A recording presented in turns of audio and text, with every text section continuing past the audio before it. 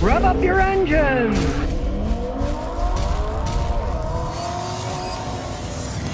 Yes, it's road trip time again. I'm traveling from Tennessee to Rhode Island. So if you see me on a highway, give a wave. We're bringing our new kitty with us. Now for all you people in Rhode Island, hey, I'm headed over there so you can start contacting me. Scotty Kilmer at gmail.com. Set up appointments, have me look at your car, check stuff out. Maybe you got a new car you want to show off, or a new car that's a pile of junk that you want to warn people not to buy.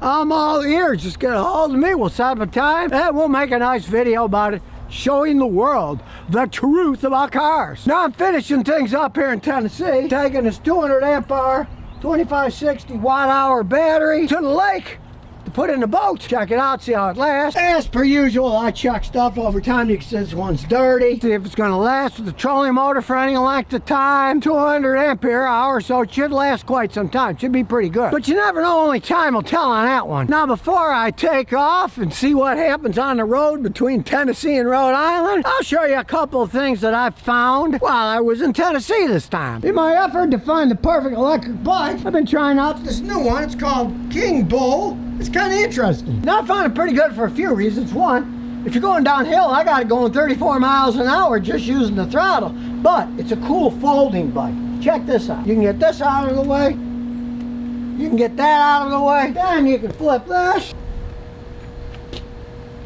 Then you can throw it in your car. I gotta say, it's the most fun I've had in a folding bike. That's a pretty quality bike. Got hydraulic brakes, front and back, simple to operate. I can't stand the ones that have codes you have to push in and secret things. You just push the turn on button. That's it. And then look what you do. You want to go fast. 1, 2, 3, 4, 5. And we'll pick up the rear tire. See how fast it goes. Turn the throttle. 31.5 miles an hour. I gotta say, for a folding bike, this thing is really a lot of fun. The seat can go way up. The handlebar can go way up. My 11-year-old grandson can fit on it, but so can my 6'1" son. And a second product that I found works pretty good. And here it is inside this cool little case. The Sound Finder. This will find any sound in your car. That's a pretty inexpensive thing. I bought it on Amazon now. Auto noise detector, just put that up. Look for something that looks exactly like this. There's so many companies that make your head spin, but got 6 channels. 1, 2, 3, 4, 5, 6, right? That clamps on an area, plugs into a wire, goes to the machine, then you get visuals plus headphones to it, and you can hear the noise from each channel. 6 channels to find 6 different places for noise. If you can't find the source of noise with this, you can see that's faded away. I've been using this for the last 2 years. Always finds the source of noises, and I love the case.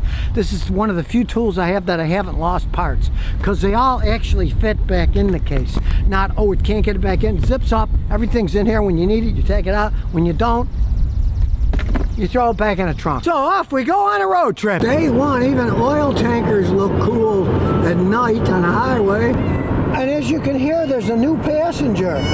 There she is. The sun is rising over the Tennessee mountains there. Giant traffic jam, day 2 in, of all places, New Jersey. It's a Mawa on the New York Thruway. And now we're on the way to New York State. And now that we're on the New York Thruway, here we go over the Mario Cuomo Bridge. Named after the Cuomo who didn't get thrown out of office, his father. Here we go over the bridge on a rainy day. Really nothing to speak at. Doesn't have any interesting architectural things to it at all. A very boring flat bridge. And somewhere over there in the mist is New York City where the Hudson River ends. Well, at least this part here kind of looks like giant harps up in the sky on a cloudy day. Well, I made it back to Rhode Island in one piece. Now I started opening packages.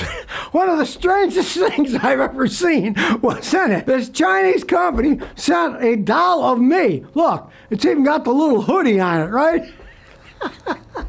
They're called JF Well, they make really nice air compressors for cars. You see me use them a bunch of times. There's the little name there. But my wife says it kind of makes me look like Hillary Clinton, and with that hairdo, I kind of agree. I don't know. From far away, though, it looks like little me. Next to my security camera so I can look at it and laugh every day. And this cool little Hway C1 was here. Now normally I don't talk that much about products until I test them out. But I have the same electric bike for my grandkids in Tennessee. So I got another one for my grandkids here in Rhode Island. And this one has the same good build quality, nice weld, nice frame. It's got disc brakes, and they're hydraulic disc brakes. And if you notice, they're only in the back, not in the front. These are extremely safety conscious bikes. If they had the brake in the front, a little kid could stop it and could flip over.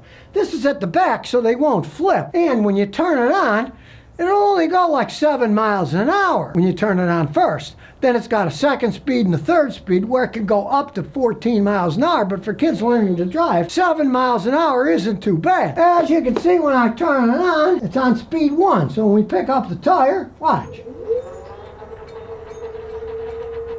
It'll only go 7 miles an hour. Then when you hit the brake, it stops. The company refers to them as the Volvo of kids' bikes.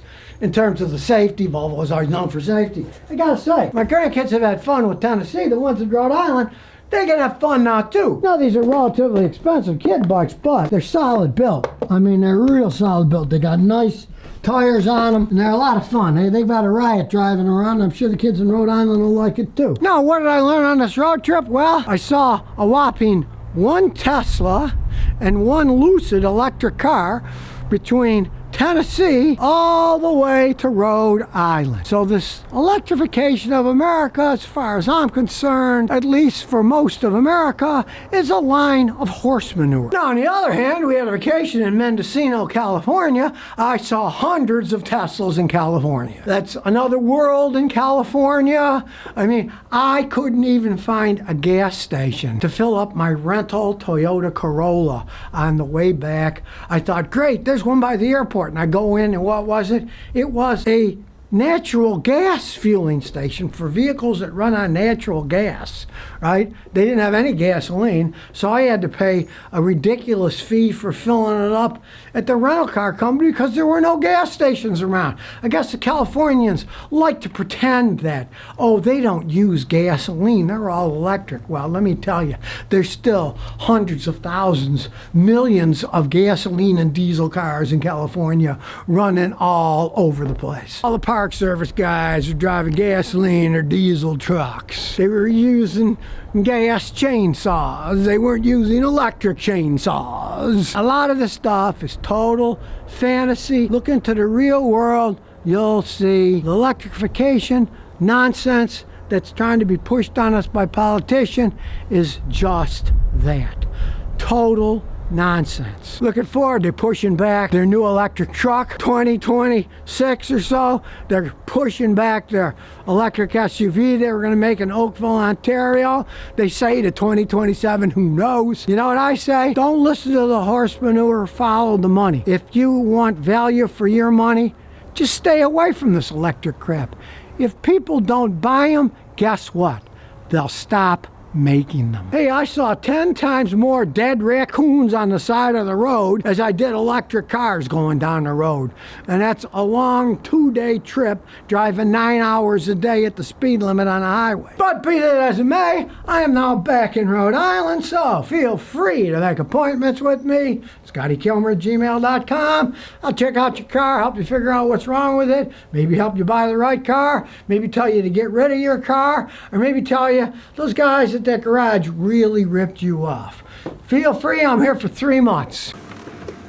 And here's some bonus questions and answers. Well, here's an interesting bit of Americana. Mustangs, Camaros, Chargers, and Dodge Challengers are forever banned from coffee and car events in Houston, Texas. There's a nice organization called Coffee and Cars. They all get together and meet with their friends and talk and stuff. Well, of course, what do you think happened? Was the guys with Mustangs, Camaros, Chargers, and Challengers, after they have their show, and sometimes even during the show, they're doing burnouts. They're acting crazy. They're driving on the streets 120 miles an hour. So you get stuff like this where a Mustang flew into the side of a building and landed there. So now they're banning them from their own car meets. These are for people that are really into cars, right? And it's a shame, but what do they say? A few rotten apples ruins it for everybody, right? And in this case, they were all driving these heavy muscle cars. Well, I can't blame the guy from banning them. The shows, they got all kinds of cars, and, they're nice people to go to those things. But, you get a few rotten apples, and they ruin it for everybody. So these guys, at least at Coffee and Cars,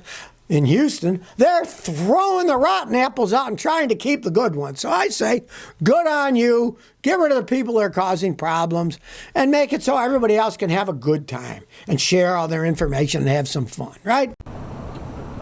So if you never want to miss another one of my new car repair videos, remember to ring that bell.